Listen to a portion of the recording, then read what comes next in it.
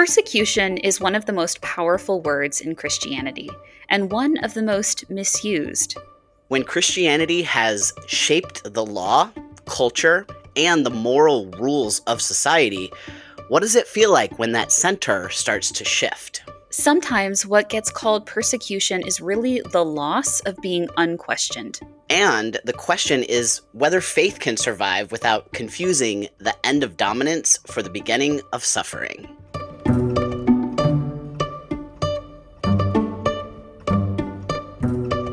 You're listening to Whiplash, a listener-supported podcast exploring Catholicism through the lens of queer liberation theology. I'm Max Kuzma, a Catholic transgender man. And I'm Emma Cieslik, a queer Catholic and disabled femme. And today we will be talking about what American Christians and Catholics have learned about persecution, including the sometimes subconscious beliefs they may hold, and why those stories carry so much weight in the current moment, when the country is embroiled in rampant white Christian nationalism. This is a topic we're approaching both analytically and personally. We both grew up in conservative, high-control Catholic spaces where ideas about obedience, redemptive suffering, and conflict with the secular world structured how we understood truth, goodness, and morality more broadly. Those frameworks shaped us in profound ways. Absolutely. And one of the instincts we were taught is how quickly a difference of opinion can register as a threat to the Christian nervous system. Criticism can feel like hostility. Losing social influence can feel like being attacked. Today, we want to look at where the reflex comes from and what it does to the way Christians understand themselves in a pluralistic society. In the United States, Christianity has had enormous cultural and political power for a very long time. Christian moral norms shaped law, family life, education, and public respectability. Because of that history, pluralism can feel like displacement for a group used to being at the top. Yes. And when that happens, the language of persecution often rushes in. Stories of martyrdom, resistance, and standing firm against a hostile world are elevated to a mythic level and become the lens through which everyday conflict gets interpreted. What we want to explore is how that lens formed, historically, theologically, culturally, and even psychologically, and how it continues to shape the way Christians respond to accountability, diversity, and change today, especially in a country that is currently deeply Christian nationalist. We're not asking whether persecution exists in the abstract. We're asking something more specific. What happens when a faith tradition shaped by real historical suffering becomes the dominant cultural force and then begins to lose that dominance? And what does faithfulness look like when Christianity is no longer automatically centered, but still holds the reins of power? That's the frame for today's episode. Let's start at the beginning. A core question within culture war rhetoric is, are Christians persecuted in today's society? You may already have an answer in mind, and that's not a bad thing. But before we can start to answer that question, we have to talk about what persecution actually looked like for the early church.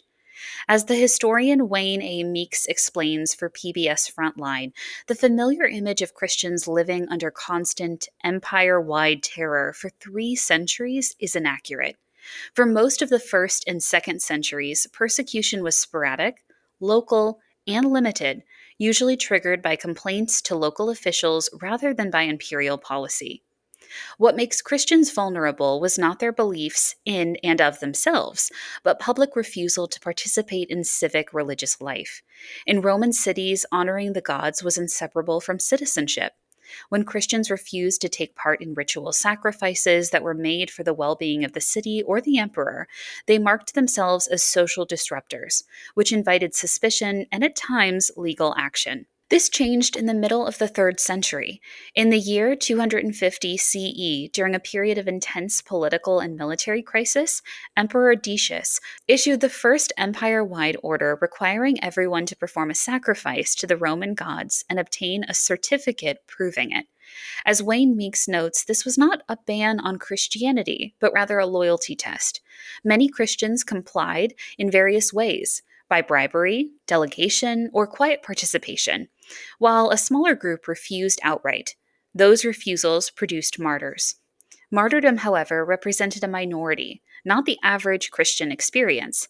As Paula Friedrichsen, also for PBS Frontline, shows in the case of St. Perpetua, some Christians actively embraced martyrdom as a form of witness, even insisting upon it. Perpetua was not hunted down, she presented herself, refused to recant, and understood her death as a direct path to God through Christ. Stories like Perpetua's, along with earlier accounts such as the martyrdom of Polycarp, played a formative role in shaping Christian identity. These narratives deliberately echoed the passion of Jesus and helped establish the cult of the martyrs, preserving the memory of suffering as a defining feature of early Christian self understanding, especially after persecution itself had ended. The story of Christianity's relationship to power shifts dramatically in the early 4th century with the reign of Constantine I. As historian David J.B. Trim writes for Liberty magazine, quote, "It is often alleged that persecution by Christians began with the conversion of Roman emperors to Christianity, especially Constantine I, the Great, who reigned from AD 306 to 337. Several 21st century accounts have endorsed the claim that Constantine's reign witnessed the introduction of a new relationship between the Christian Church, the state, and other religions. Constantine, it is claimed, effectively commandeered Christianity to bolster his ambitions for the empire, with the result that orthodoxy and heresy became, quote, essentially a matter of power politics. According to widely accepted accounts, most developments of the 4th and 5th centuries that Christians today would see as negative emerged because Christianity was co opted by the privileged few who used it to govern and often to oppress the many. As this article will show, such a view is too simplistic. Trim goes on to discuss how one of Constantine's first acts after taking power in the West in 306 was to end all persecution of Christians in the territories he controlled. After his victory at the Battle of the Milavon Bridge in 312, Constantine, together with his co-emperor Licinius, issued the declaration commonly associated with Milan in 313. This decree granted Christians the right to practice their faith freely, but it also explicitly extended the same freedom to adherents of all religions. The key principle was freedom of conscience. Belief was to be chosen, not compelled. Trim emphasizes that Constantine understood religious liberty not as indifference to truth, but as something demanded by the divine will itself. The declaration insists that no one should be denied the freedom to follow the religion they judge best, so that the favor of heaven might rest on the empire as a whole. Constantine clearly favored Christianity, culturally, financially, and symbolically, but he did oppose coercion. Pagan worship was permitted to continue even after Constantine became sole ruler of the empire in 324, and forced conversion was explicitly rejected. What Constantine enacted then was not religious pluralism in the modern sense, but religious toleration. Christianity did enjoy pride of place, and Constantine did assume it would eventually prevail. But he repeatedly insisted that persuasion, not pressure, was the proper means of conversion. As Trim notes, Constantine drew a clear line.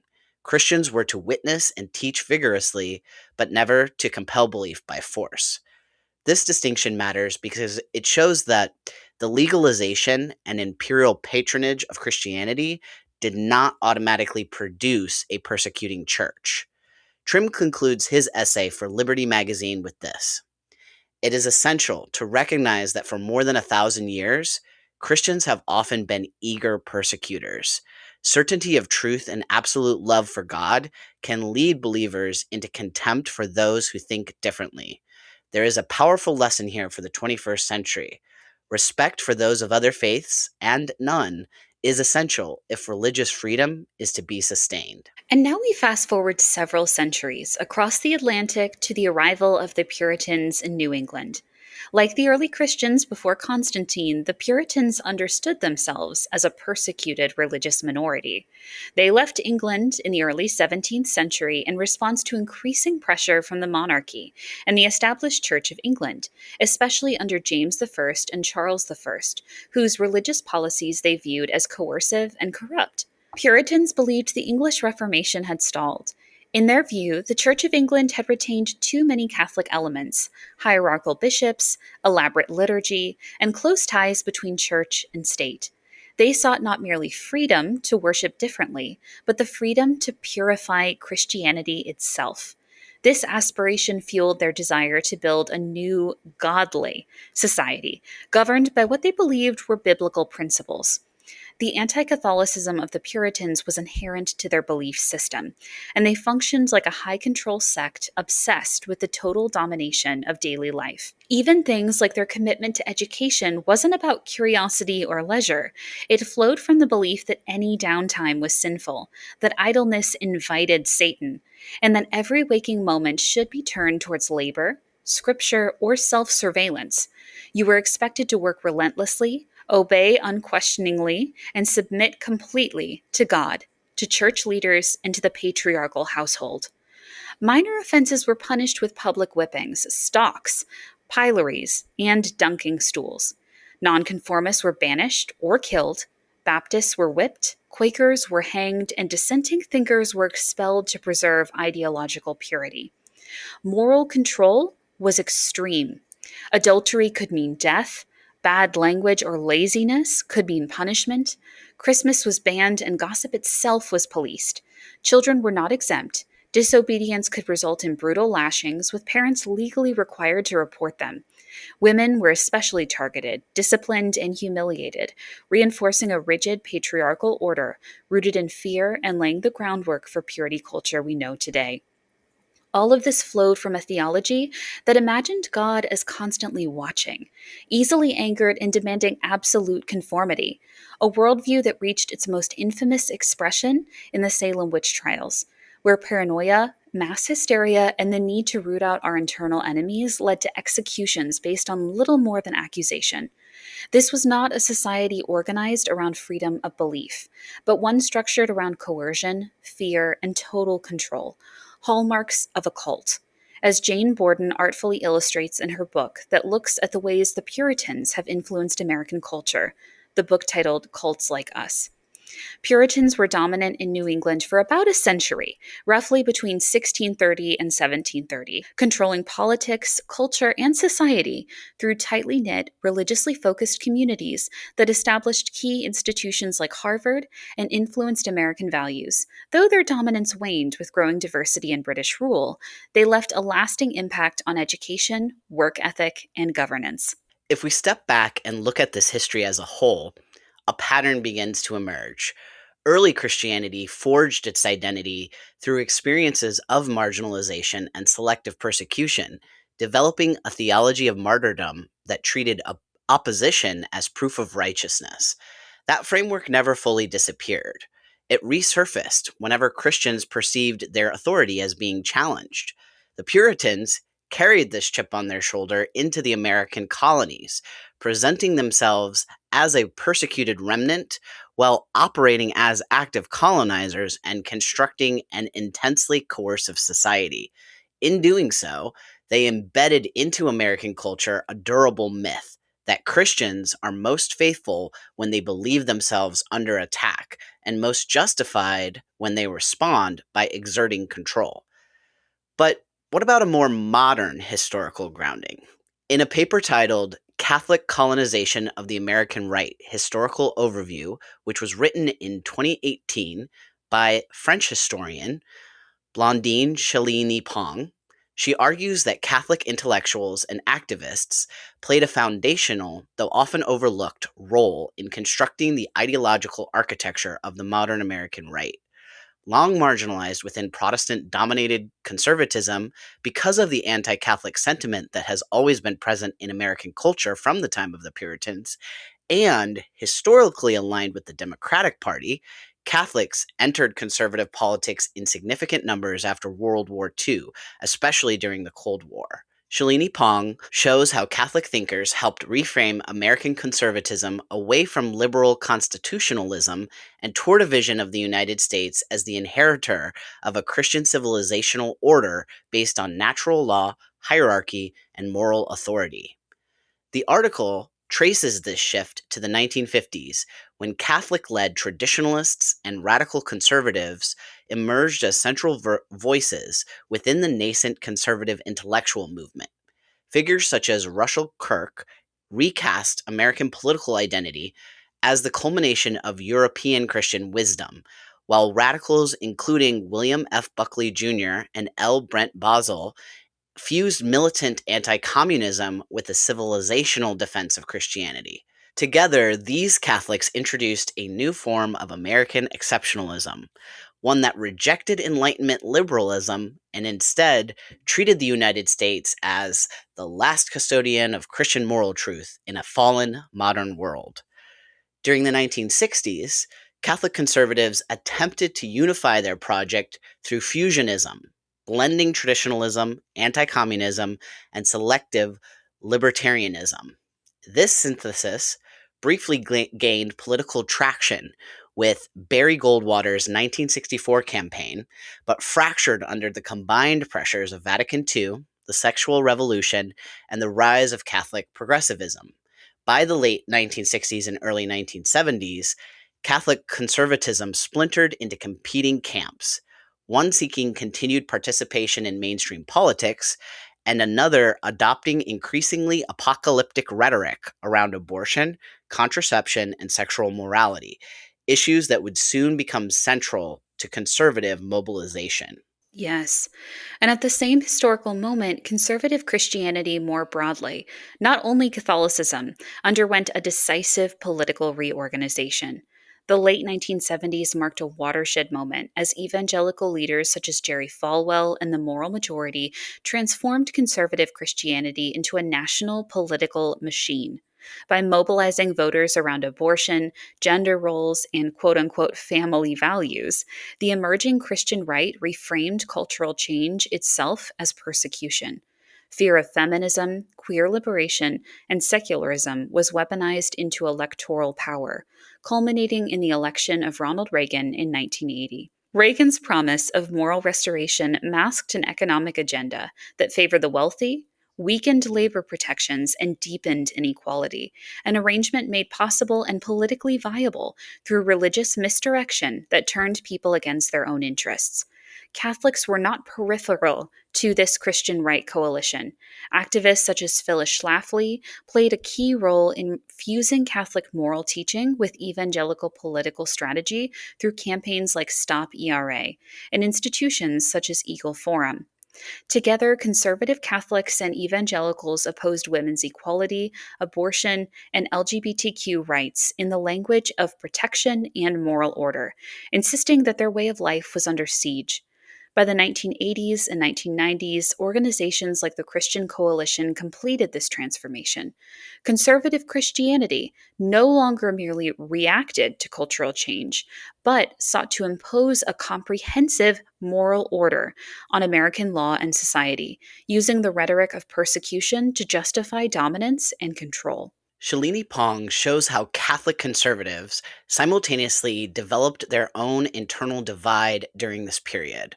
One branch aligned with Jewish and secular intellectuals to form neoconservatism, emphasizing moral capitalism, anti communism, and interventionist foreign policy, with thinkers such as Michael Novak providing theological defenses of capitalism and subsidiarity. The other branch, the theoconservatives, pursued a more overtly authoritarian vision of Christian public order, advocating constitutional amendments that would subordinate American law to Christian moral principles. These two strands converged during the Reagan and George W. Bush years when Catholic conservatives gained unprecedented access to state power and cultural legitimacy. Shalini Pong's article concludes that Catholic conservatism, once politically marginal and culturally suspect, has become deeply embedded within the Republican Party. The rise of Trumpism exposed tensions between Catholic conservative elites and populist nationalism, revealing fractures between those committed to institutional authority and those willing to embrace nativism and resentment politics. Still, Shalini Pong makes clear that Catholic conservatives permanently reshaped the American right and helped build the ideological world the contemporary Republican Party now inhabits. The internet has played a huge role in the development of the new Catholic far right.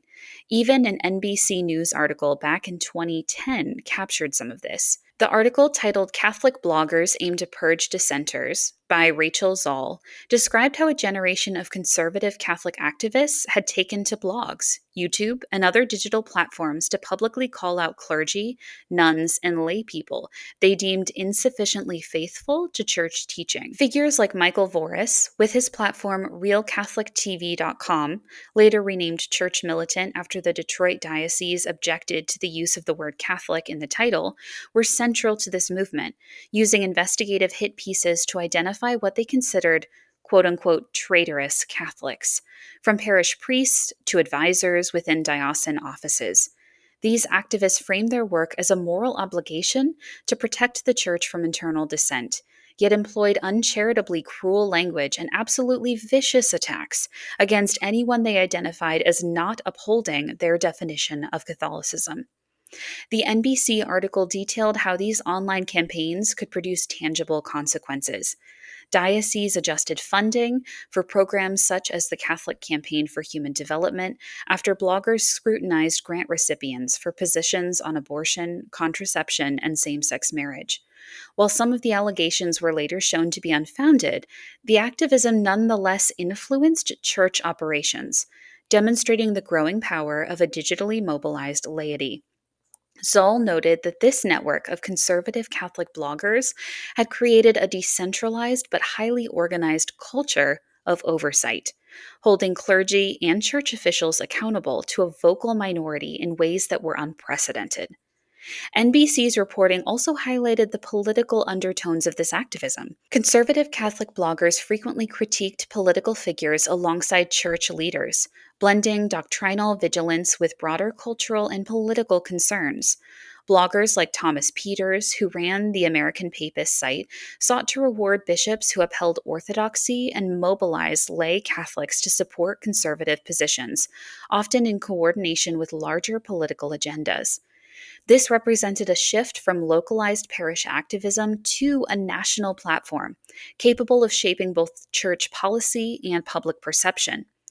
The article placed this movement within a broader pattern of conservative Christianity, asserting cultural authority. Just as the Christian right of the late 1970s and 1980s had transformed fear of cultural change into political power, these Catholic bloggers reframed internal dissent as a crisis requiring urgent moral intervention. The rhetoric of persecution, central to both conservative Catholic and broader Christian political strategies, remained a key tool, used to galvanize supporters and justify scrutiny or sanctions against perceived heresy within the Church. Finally, the NBC article emphasized the tensions and contradictions inherent in this digital conservatism. While activists insisted their work was motivated purely by fidelity to church teaching, critics argued that political motives were often intertwined, especially when campaigns intersected with electoral policies or politics. Nonetheless, by 2010, conservative Catholic laypeople had gained unprecedented influence, leveraging the internet to amplify their reach and enforce orthodoxy in ways that had been unthinkable in earlier decades. By the early 2020s, the patterns of conservative Catholic activism documented in 2010 had evolved into a far more radical and conspiratorial movement. In her October 30th, 2020 article for Vanity Fair, Deep State, Deep Church, How QAnon and Trumpism Have Infected the Catholic Church, Catherine Joyce reported on how some segments of the American Catholic Church had merged Orthodox religious fervor with nationalist, apocalyptic, and conspiratorial politics. Joyce described incidents such as the 2019 theft of Pachamama statues from Rome's Santa Maria and Transpenita Church by Alexander Chugel, a young Austrian convert, which became a symbolic flashpoint for what conservative traditionalists framed as counter revolution against a progressive pope, Francis, and a supposedly compromised church. In her piece, Joyce traced these developments to broader networks linking conservative Catholic activism to global right wing movements. Activists like Chugall and internet figures such as Taylor Marshall and others drew on digital platforms to amplify their claims that Pope Francis and other church leaders were pursuing a radical eco theology or a globalist agenda. Right wing Catholic media framed ordinary church reforms, such as the Amazon's Synod efforts to respect indigenous cultures, addressing climate change, and exploring the role of women in ministry, as evidence of heresy or apostasy, portraying these developments in apocalyptic terms. In doing so, they transformed internal theological debates into narratives of existential threat, merging religion, politics, and conspiracy in unprecedented ways. Joyce also highlighted how these networks operated transnationally and intersected with broader political movements, including Trumpism and QAnon. Conservative Catholics who embraced these ideas often interpreted social and political change as evidence of an ongoing spiritual and civilizational battle, spiritual warfare. Figures and organizations with historical roots in the conservative Catholic right, many of whom had emerged from the mid 20th century intellectual and political projects documented by Shalini Pong, were now linked to a more extreme digital era orthodoxy that leveraged fear, paranoia, and the rhetoric of persecution to mobilize followers. The events Joyce chronicled underscored how conservative Catholic activism, which had once focused on doctrinal enforcement and moral campaigns, had become deeply entangled with the conspiratorial and populist currents shaping American politics by 2020. Yes. And by 2024, the ideological and organizational groundwork laid by conservative Catholics and the broader Christian right had coalesced into a new, highly coordinated political effort. In her August 30th, 2024 article for the University Press of Kansas titled The Legacy of the Catholic New Right in Project 2025, Chelsea Eben traced how the Heritage Foundation, the long-standing conservative think tank, returned to its roots in shaping this contemporary agenda. Eben described Project 2025, a 900-page collection of policy proposals prepared with a prospective Trump presidency in mind, as a radical blueprint for reshaping U.S. political institutions, social policy, and culture. While its proposals were revolutionary in scope, Eben argued that they reflected a deep continuity with the visions of Heritage's early architects, particularly Paul Weyrich, who sought to integrate conservative Catholic moral principles with political strategy. Eben recounted how Weyrich, a devout traditionalist Catholic, had helped build the New Right's institutional infrastructure in the 1970s, founding or advising organizations including the Heritage Foundation, the Center for the Public Interest, the American Conservative Union, and the Free Congress Research and Education Foundation. These organizations were designed not only to advance conservative electoral and policy goals, but to embed Catholic moralism, centered on quote unquote pro family politics and a hierarchical social vision, into the broader right wing movement. By the 2020s, Eben noted, this infrastructure provided the ideological and organizational scaffolding for Project 2025, linking decades of Catholic New Right thought to a contemporary Christian nationalist agenda. Project 2025, as Eben described it, explicitly sought to restore the family as the centerpiece of American life and to align government policy with a singular conservative Christian conception of the good. Its proposals were not framed as protecting individual rights or accommodating pluralism, but as using the state to enforce a moral and social order consistent with the long-standing priorities of the Catholic New Right. It's no wonder that some groups, such as Opus Dei, have understood this proposal as a theocratic vision and now push for a Catholic king in America, as Max and I have talked about. Eben emphasized that the project's radicalism was both ideological and practical. While its specific policy outlines were new, the underlying principles, moral enforcement, Pro family governance and the integration of faith and statecraft were rooted in strategies and networks established half a century earlier. By connecting the contemporary Project 2025 agenda to its historical antecedents, Eben highlighted the enduring influence of conservative Catholics on American politics. The new right's emphasis on coalition building, institution creation, and moralized policy discourse had not only survived, but it had evolved, shaping the strategies, priorities, and ambitions of the modern Christian and now Catholic nationalist movement, especially as key political players and media commentators are now Catholic or even Catholic converts.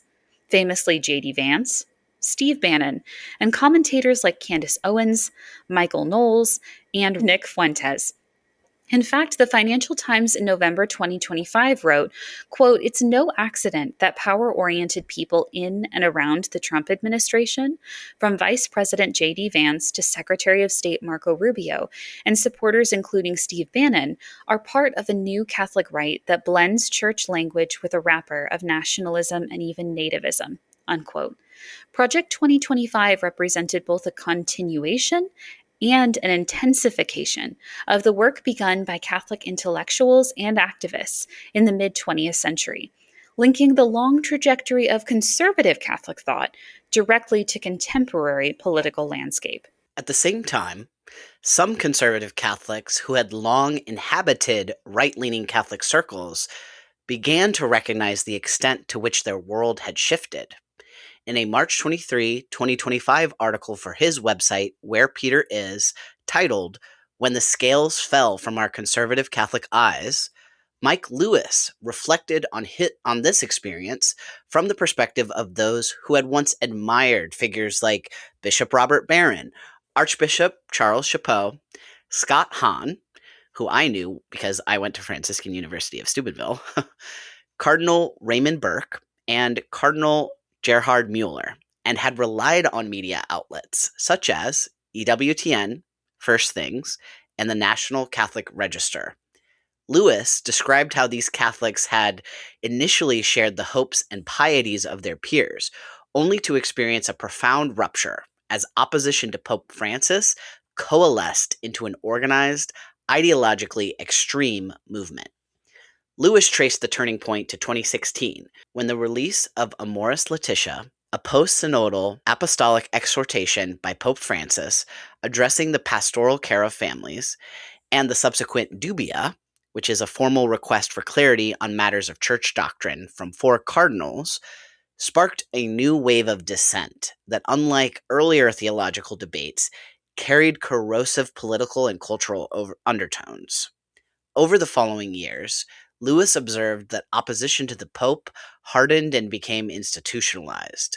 Bishops, commenters, media outlets, and apostolates defined themselves by their critiques of Francis, frequently publicly accusing him of heresy and framing dissent as a moral imperative.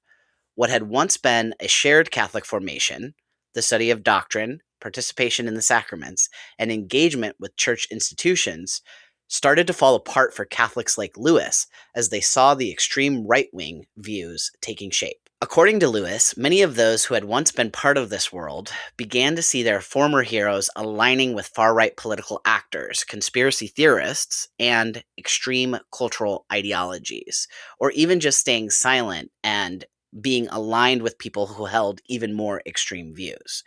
Figures who had shaped the faith formation of a generation of conservative Catholics were now complicit in, or silent about, actions and positions that departed from the gospel's core message of mercy, justice, and care for the vulnerable. Lewis characterized this realization as a spiritual reckoning.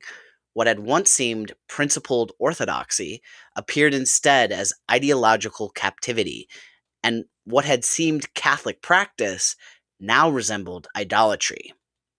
Despite the disillusionment, Lewis emphasized that many of these conservative Catholics did not abandon the faith.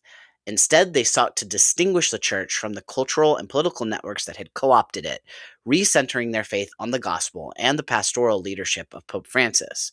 Lewis concluded that for those who had lived through the unraveling of American conservative Catholicism, this period represented both a painful recognition of betrayal and an opportunity to reclaim a lived, faithful Catholicism that prioritized Christ over ideology. Yes, that's quite a sentiment that sounds very similar to what a lot of lapsed Catholics, ex Catholics, and queer Catholics have expressed online, especially with the election of Pope Leo, who has been vocally outspoken against J.D. Vance personally and against many of the policies of the Trump administration. These communities do not feel connected to the radical right wing Catholicism they see rampant in society today, but do align with the gospel message they see being shared by Pope Leo. It's also connected to a January 2026 podcast done by Ezra Klein. While Klein has platformed problematic viewpoints, such as a column he wrote for the New York Times titled, quote, Charlie Kirk was practicing politics the right way, unquote, his conversation with James Tallarico, a Texas politician and aspiring minister, not only named the issue of the day clearly in the title, but also presented a view of Christianity aligned with what Mike Lewis articulated. The episode is called James Tallarico's Beautiful Answer to Christian Nationalism. In it, Tallarico said that the religious right uses faith for control, ignoring Jesus' focus on economic justice. He said that faith should demand compassion, not power, contrasted with Republican priorities on abortion and LGBTQ issues. And he said that the Bible highlights economic justice far more than current right wing politics suggest, and pointed out the deep hypocrisy of abandoning care for the poor for political power and agenda. That gap between the gospel that people recognize and the version of Christianity being weaponized for power is exactly where things start to get concrete. Because this isn't just a theoretical debate about theology or politics. It shows up in our everyday institutions, in classrooms, workplaces, and daily interactions. What happens next is that normal forms of accountability, like being challenged and evaluated, being told this doesn't meet our standards, get reinterpreted as persecution. And that brings us to a case that makes this dynamic painfully clear: the story of Samantha Folnecki. Her story shows how easily disagreement becomes moral panic, and how quickly a minor routine boundary can be transformed into a national story about Christians under attack.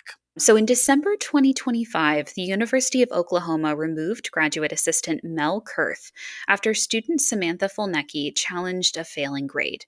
Folnecki had written a paper calling belief in multiple genders quote unquote demonic, citing the Bible instead of engaging with the assignment, which asks students to analyze a study that was done on gender norms and bullying.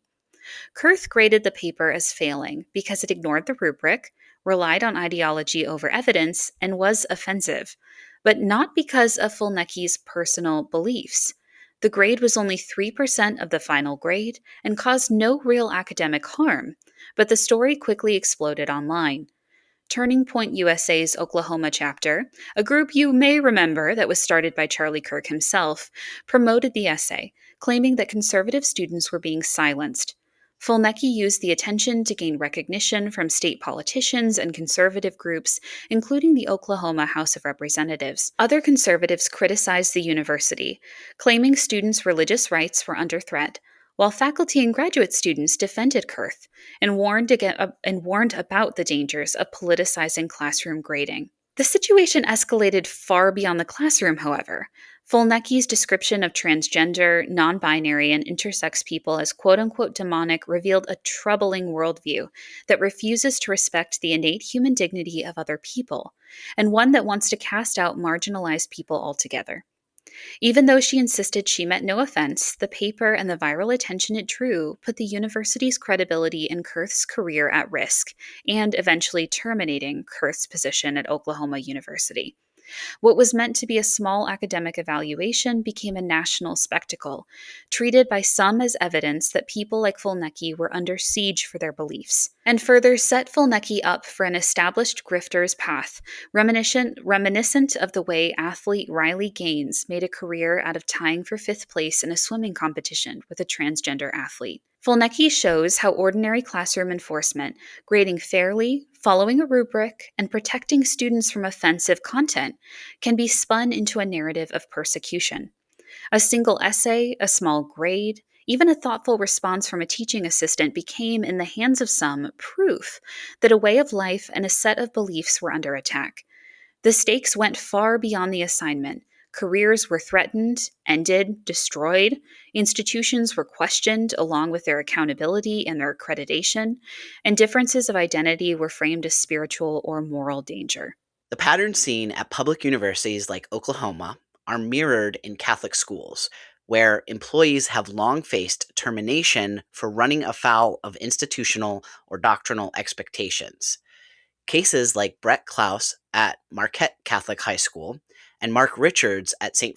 Francis Xavier School illustrate a pattern that has played out across Catholic institutions for decades. Both men, longtime educators, were effectively fired for being gay, despite years of service and community support. Klaus described repeated harassment, slurs, and marginalization leading up to his contract non renewal. Richards, after decades as a music teacher, was dismissed following the publication of an obituary identifying him as his late husband's widower. In each case, morality clauses and religious doctrine were invoked to justify termination. These examples are not isolated. The 2024 anthology Cornerstones: Sacred Stories of LGBTQ Employees in Catholic Institutions, published by New Ways Ministry, edited by Ish Ruiz and Mark Guevara, collects 12 narratives of LGBTQ Catholics who have been employed by schools and parishes. Stories of firing and marginalization reveal how systemic the issue has been. The anthology shows that Catholic institutions have repeatedly policed sexual orientation and gender identity, treating LGBTQ plus employees as threats to moral or institutional order. As Jesuit Father James Martin observed on Facebook, quote, "The targeting of LGBTQ employees in the Catholic Church must stop. It destroys individual lives and communities. No other group in the church is being targeted in this way," end quote. He noted that morality clauses are applied selectively, effectively discriminating against LGBTQ plus employees while ignoring similar deviations from church teaching among other staff. Think couples who live together before marriage, civilly divorced people married to a new partner, and so on. Absolutely. And a strikingly similar case to what happened with Samantha Fulnecki in Oklahoma occurred in December 2021 at Regis Jesuit High School in Colorado. Two journalism teachers, Maria Lynch and Nicole R. Duini, were fired after publishing a student's pro choice essay in the school's magazine Elevate. While Lynch had initially been thanked by the principal for supporting student expression, less than a week later she was dismissed for quote unquote poor judgment and personal misconduct, accused of damaging the school's reputation and failing to support its mission. The firing sparked a student walkout in January 2022. Although the situation differed from Fulnecki's case, again, the complaint here was not raised by a student, the outcome was the same. Educators were removed for supporting or enabling perspectives that diverged from strict institutional ideology. Lynch emphasized that she followed the school's editorial policies and welcomed student debate, but the administration and Archdiocese of Denver intervened, retracting the issue and restructuring the journalism program. Taken together, the OU controversy, the cases of Klaus and Richards, and the firings at Regis Jesuit, these stories reveal a persistent logic. Institutions claim to defend moral order, but in practice they enforce conformity, silence dissent, and punish difference. Whether in public universities or Catholic schools, these events highlight how ideological policing and moralistic authority continue to shape who is allowed to teach, what they may say, and whose voices are heard. It's the Christian persecution complex backed by wealth, power, and white nationalism. And now that brings us to the psychology of it all. The psychology of what's going on here isn't actually that complicated, but there is a deep denial of the real situation that rests at the heart of it, making it almost impossible for the people involved to see what's going on. White Christians in America have been taught to see resistance to, quote, secular culture as a form of righteousness, with disagreements experienced as suffering, all while they rarely, if ever, are being asked to reckon with the harm that they themselves have caused. This is not an accident. It is the product of centuries of moral and cultural formation. A theology of martyrdom has trained them to read confrontation as proof of virtue, to see opposition, limitation, or the fading of cultural dominance as persecution, rather than the natural friction of a pluralistic society. In a country where Christians once held near total sway over law, culture, and public life, the arrival of equality and diversity registers not as difference but as an attack. Catholics, despite years of anti Catholic sentiment in America, have resonated with these beliefs and joined into this nationalist project, despite the fact that Christian nationalist belief has not widened to include them as, quote, saved. Yes. And because American Christianity has long forgotten or deliberately obscured its own history of violence, exclusion, abuse, and coercion, it looks abroad for examples of suffering to mirror, borrowing images of imprisoned and murdered Christians overseas to cast itself as embattled at home. The result is a persecution complex that is sincere in some ways, but deeply distorted. The end of unchallenged dominance is transformed into a narrative of martyrdom, convincing believers that the end of hegemony is oppression. This psychological complex is deeply entwined with historical patterns. As we saw in the rise of the Christian right in the 1970s and the 1980s, moral panic and political organizations transformed fear into power. Evangelical and conservative Catholic leaders like Jerry Falwell, Phyllis Schlafly, and others framed cultural change as a moral assault, teaching followers the defense of quote unquote family values and hierarchy. Martyrdom narratives reinforce this mindset. Any challenge to the social order, whether feminist organizing, LGBTQ plus visibility, or rather just secular pluralism, became evidence of spiritual and cultural attack.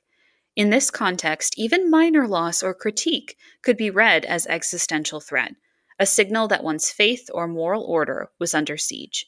If we zoom out a bit, we can look at the way dominant groups often play the victim, which allows them to preserve their power while denying the structural inequality they're actively supporting. For white heterosexual Christians in the US, dominance was never experienced as power, it was experienced as normal. Their beliefs shaped law, their families defined respectability, their churches anchored civic life, and their morality dictated who was good or dangerous. When that normalcy is disrupted, like when queer people gain rights, other religions are visible, or Christianity no longer receives automatic deference, pluralism feels like humiliation. Victimhood offers an escape. Instead of asking why their authority is being questioned, they can claim they are under attack. Here, accusation becomes confession. Every claim of persecution maps not only what they fear, but what they have enjoyed and relied upon: the unchallenged cultural dominance, the ability to enforce moral conformity, the social authority they once wielded without reflection. These accusations reveal both desire and denial, a longing to maintain control, a refusal to confront past and present harms. As we have seen in public and Catholic schools alike, the logic is the same. Challenges to orthodox or dominant views are cast as oppression, turning accountability into hostility, and the natural exercise of institutional or social standards into persecution. In this way, losing special treatment is narrated as martyrdom, and ordinary accountability becomes moral assault. Christians who still hold enormous cultural and political influence can feel morally innocent and emotionally aggrieved at the same time. By claiming victimhood, they never have to confront that much of their, quote, suffering is simply the end of being unchallenged. In the language of the past, it is not merely loss, it is the story of the faithful under siege, the righteous enduring attack, and the martyr who stands firm while the world turns away. Yes. And some Catholics have tried to wrestle with these issues, as we noted with Mike Lewis's work earlier. But in the wake of George Floyd's death in 2020, Andrew Leik wrote an article for America magazine titled Dear White Catholics, It's Time to Be Anti-Racist and Leave White Fragility Behind. In it, he includes these words. Quote, when white Catholics dehumanize people of color, it deludes those Catholics into still seeing themselves in a flattering light. They can continue to view themselves as people who show kindness, mercy, and compassion to those viewed as subhuman beings, while remaining comfortable with white privilege and the subjugation of those in quote unquote lesser categories of personhood. However, such dehumanization incapacitates their human empathy across racial lines and ironically makes them less human. This is the core of white Catholic fragility, living with the illusion of being a kind and merciful Christian while keeping up the racial status quo. And Kevin P. Considine for U.S. Catholic in 2017 wrote, quote, to paraphrase one of Dr. King's insights, the largest obstacle to racial justice is not necessarily the white nationalist or the Ku Klux Klanner, but rather the well-meaning white person who remains uncommitted and indifferent in the face of injustice, or willfully ignorant and unwilling to learn, unquote.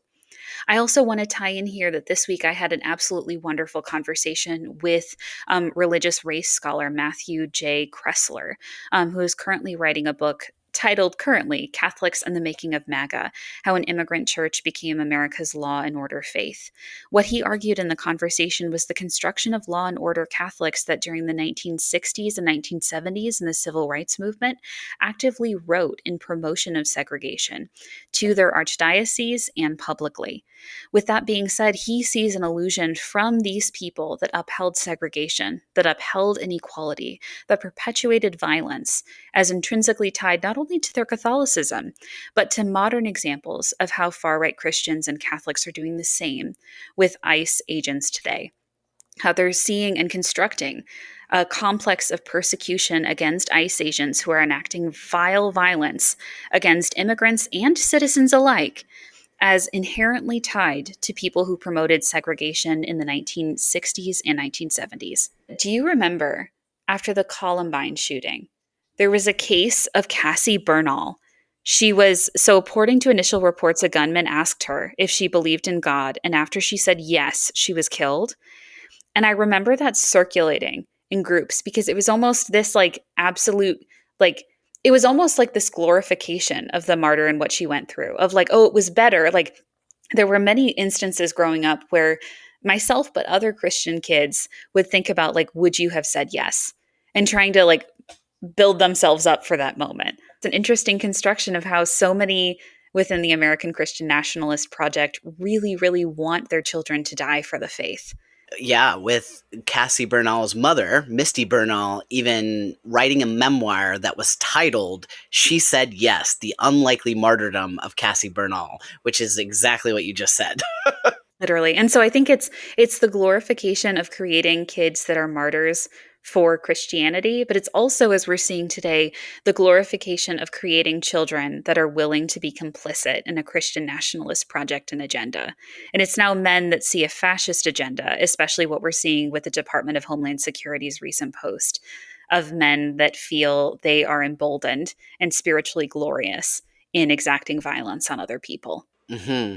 And I also do see a theme or a connection where it's like, instead of maybe doing something concrete to address gun violence itself or like the mental health issues that maybe led to these situations, these shootings, all the energy is put into fetishizing the fantasy of the martyrdom itself, which I feel like is also key to the psychological elements of the persecution complex. Parents living in this age of like school shootings wanting their child to be the one in that situation of like, oh, this is a way to get their children into heaven, when in actuality this is because of a systemic problem in terms of gun control that needs to be fixed with reform. This is not a situation where someone was put in this context by God to exert and reaffirm their faith. This was a breakdown of social order. Yeah, 100%. It's like reducing a complex situation into a simple narrative because the simple narrative makes you feel better. And I also think that there's something about this concept of an accusation as a confession. Like, projecting what you think about or what you intend to do as an accusation onto someone else, which by the way has also been like we've got, there's so many receipts of Trump doing this where there's literally tweets from the when Obama was the president where he was like, oh, he's just doing this, he's probably going to start a war now because he wants to distract from how terrible he did with XYZ, and then literally Trump is like from his own accusation playbook. But what I want to say about that is I think there's also something going on with basically like when you obsess over something or fixate on something in such a way, like in such a rigid, narrow way, when you are like, there's only one path to heaven and it involves this persecution or this martyrdom or this suffering, you're kind of like creating the conditions where that thing is going to happen in a kind of way. Like I see a connection there between like well-meaning people who are actually like creating these awful situations. Not that they created someone shooting their child, but like this perspective, this worldview is like shaping how they're actually behaving in the world and creating harmful conditions is what I'm seeing. I completely agree. And it's also an incredibly terrible burden to put on children. I think the expectation and Yes. creation of the idea that they are persecuted by a wider society and that they're the ideal of being a Christian was equated down to somebody that would say yes in a situation where they knew or suspected that would mean they were fatally shot is something that's deeply harmful and manipulative for children. It also reminds me of another thing that is like inherent to evangelical culture, which is the idea of the second coming, the Left Behind book series. This idea that The which rapture. the rapture, which I think is very, I think that's also very harmful to children. And I've heard of adults, parents who basically pretended that their children that they were raptured, like they would just like hide or whatever and leave the child to just believe that this happened. There's a lot of like really harmful theology in things like that that leave lasting scars on people when they become adults. Absolutely. And if anything, it's important to acknowledge in this episode for people that are listening that putting this on children is a form of psychological and emotional abuse. While we talk about this in the context of it not being true to the gospel teaching and being inherently wrong in terms of what Jesus was preaching, this is also a form of spiritual and emotional abuse. So if this is being put on children or something that's being glorified, this is a systemic problem. And it's also a way in which the Catholic Church, but also far right American figures and adults writ large, are able to escape culpability and accountability for their actions. Absolutely. Thank you for including that, Emma. Totally. So, when a fascist or a bully accuses others of the very crimes, moral failings, or dangers they themselves are committing or intending, that accusation functions as a confession in disguise. By claiming that others are the threat, fascists reveal their own fears, desires, and intentions. They frame their targets as dangerous, violent, or corrupt not because it's true, but because they themselves are enacting or planning to enact those harms. The accusation exposes their priorities, the violence they want to commit, the groups they wish to dominate, and the moral lines that they are willing to cross. In other words, the content of the accusation mirrors the abuser's own agenda. By projecting their crimes onto others, they are effectively admitting what they themselves are most guilty of, even if a broader audience doesn't see it yet. This dynamic is amplified by the use of false equivalence and Darvo tactics. Darvo standing for deny, attack, and reverse victim and offender, where the bully seeks to position themselves as the victim and their victims as the offenders. Every accusation that attempts to flip danger onto others, frame moral failings elsewhere, or insist that the opposition is as bad as the abuser is a roadmap to the abuser's own intentions. The more strident, specific, or morally charged the accusation, the more it reveals what the accuser fears being revealed about themselves and what they are actively pursuing in bad faith. Listening carefully to these accusations, paying attention to what groups are blamed and what threats are imagined, shows us exactly where their cruelty, ambition, and oppression will fall. In short, accusations are confessions because they map the moral and practical terrain of the accuser, who they are, what they want, and how far they are willing to go to get it. And a good example of this for people who are listening came this past year. Specifically, a law that was passed in Washington state tried to mandate clergy to report child abuse heard in confession. It was called SB 5375. But after legal challenges from religious groups, especially Catholic ones, and the U.S. Department of Justice, the state settled in late last year, exempting the sacrament of confession from mandatory reporting requirements. It's really interesting and feeds into exactly what we're saying that many people also highlighted this as religious and Catholic persecution, when in actuality, what it's talking about, especially for a church that has faced systemic sex abuse against minors from priests and people in positions of liturgical leadership, is a failure of accountability. And just as you say, Max, the construction of victimhood and religious persecution in order to avoid being held accountable. And the backlash and response to this specific incident in Washington state is a wonderful example of how a way forward begins by refusing the trap that turns conversations about power into accusations and counter-accusations, and instead naming what's actually happening, as many people did online. The problem isn't that some people are being morally indicted for having privilege, it's that privilege goes unnamed, so it distorts how reality is perceived.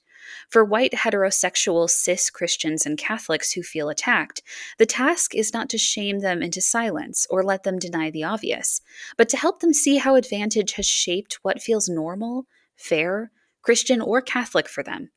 That means talking less about who is guilty and more about what kinds of access, protection, and credibility some people have always had without noticing. It also means lowering the emotional temperature, replacing language that triggers defensiveness with language that invites self-reflection, inviting people in instead of calling people out, and making space for people to feel seen without being centered. When people don't feel like they're immediately put on trial, they are more capable of recognizing how their position has limited their vision and how the loss of dominance can masquerade as a persecution. The way forward is strategic. It insists on truth, but it does so in a way that makes it harder to hide behind victimhood and easier to finally see the system clearly. For more on responding to fascism specifically, please do check out our podcast episode called Fighting Fascism with Dr. Joan Braun, where we focus specifically on fascism's relationship to power and the power of positive social movements as a necessary part of organizing resistance.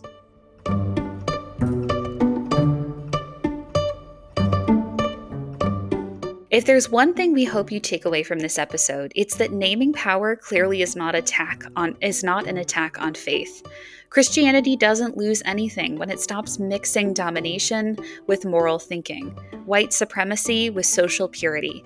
In fact, it regains something essential: the capacity for humanity, repair, and real solidarity.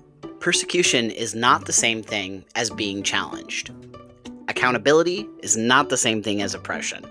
And disagreement, especially in a pluralistic society, is not a sign that Christianity is under siege.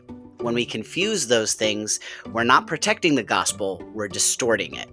And we're not allowing gospel teachings to become truer or a more proper reflection of the way in which Jesus intended it. We're actually getting further from the truth. For those of us who grew up in high-control Catholic spaces, unlearning these stories can be painful. We know this firsthand. But it can also be freeing. It opens the possibility of a faith that doesn't need enemies to feel alive and doesn't need victims to feel righteous. A church that can tell the truth about its history, its power, and its harm is not weaker for it. It's stronger. Because a faith rooted in reality doesn't need martyr fantasies to survive. It can actually show up for justice, for the vulnerable, and for the common good.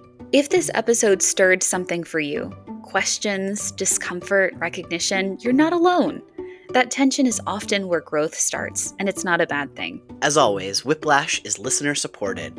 If you want to help keep this work going, you can subscribe, share the episode, do all those things, hit the bell. I don't even know them all, but you can do them.